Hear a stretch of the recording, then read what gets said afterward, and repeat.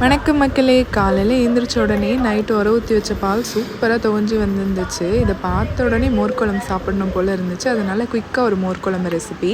இதுக்கு ஒரு மூடி தேங்காய், ஒரு சின்ன துண்டு இஞ்சி, 3 பச்சை மிளகா, ஒரு ஸ்பூன் சீரகம், 10 மினிட்ஸ் முன்னாடி ஊற வச்ச ஒரு ஸ்பூன் பச்சரிசியும், ஒரு ஸ்பூன் பருப்பும் தாங்க.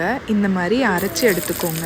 ஒரு கடாயில் இந்த மாதிரி வெண்டைக்காய் எண்ணெய் ஊற்றி நல்லா வதக்கி எடுத்துக்கணும். இந்த அளவுக்கு வர அளவுக்கு நல்லா வதக்கி எடுத்துக்கோங்க. நீங்கள் மண்பானையில் செய்கிறதுனாலும் செய்யலாம். எனக்கு ஜென்ரலாக ஈக்கோ ஃப்ரெண்ட்லி அண்ட் மண்பானையில் செய்கிற ஃபுட்ஸ் அண்ட் நேச்சுரலாக கிடைக்கிற ப்ராடக்ட்ஸ்லாம் ரொம்ப பிடிக்கும். அதனால் 99% நான் மண்பானையில் தாங்க குக் பண்ணுவேன்.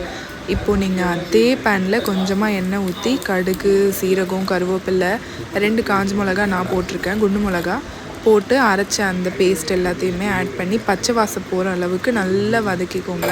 பச்சை வாசனை போனதுக்கு அப்புறமேட்டு தான் நீங்கள் வதக்கி வச்ச வெண்டைக்காவை ஆட் பண்ணிக்கணும். நல்லா வதக்கிட்டு அடுப்பை ஆஃப் பண்ணிவிடுங்க. ஆஃப் பண்ணி ஆறுனதுக்கப்புறமேட்டு மோரை ஒரு மிக்சியில் போட்டு அடிச்சுட்டு ஆட் பண்ணிங்கன்னா சூப்பரான மோர் குழம்பு ரெசிபி ரெடி.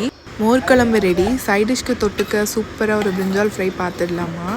இது வெஜ்ஜு மீன் ஃப்ரை மாதிரி இருந்துச்சு, சூப்பராக இருந்துச்சு. இதுதான் ஃபர்ஸ்ட் டைம் நான் ட்ரை பண்ணுறேன். நல்ல அவுட்கம் வந்துருந்துச்சு. அதனால தான் நான் வீடியோ போடுறேன். இதுக்கு தேவையானது என்னென்னு பார்த்தீங்கன்னா, ஒரு ஸ்பூன் மிளகாத்தூள், தனியாத்தூள், இது பேசன் கடலை மாவு, உப்பு, இஞ்சி பூண்டு பேஸ்ட். நான் இஞ்சி பூண்டு பேஸ்ட் அப்பப்போ அரைக்க மாட்டேன், அரைச்சி மொத்தமாக ஃப்ரீஸ் பண்ணி வச்சுடுவேன். இந்த அளவு கன்சிஸ்டி வர அளவுக்கு நீங்கள் மசாலா ரெடி பண்ணிக்கோங்க. தண்ணியாக இருக்கக்கூடாது, கொஞ்சம் ட்ரை பேஸ்ட்டாக இருக்க மாதிரி பார்த்துக்கோங்க. இந்த மாதிரி எல்லா காயிலையும் நீங்கள் ஆட் பண்ணிவிட்டு ஒரு தவாவில் நல்லா எண்ணெய் ஊற்றிட்டு ஃப்ரை பண்ணி எடுத்திங்கன்னா நம்மளோட பிரிஞ்சால் ஃப்ரை ரெடி. இந்த வீடியோ பிடிச்சிருந்தா லைக் பண்ணிவிட்டு மறக்காமல் ஃபாலோ பண்ணுங்கள். என்னோடய ஹஸ்பண்டோட க்யூட் ரியாக்ஷனை மறக்காமல் பார்த்துட்டு போங்க. இதுதாங்க நான் கஷ்டப்பட்டு நின்று செஞ்சதுக்கு ரிவார்டு.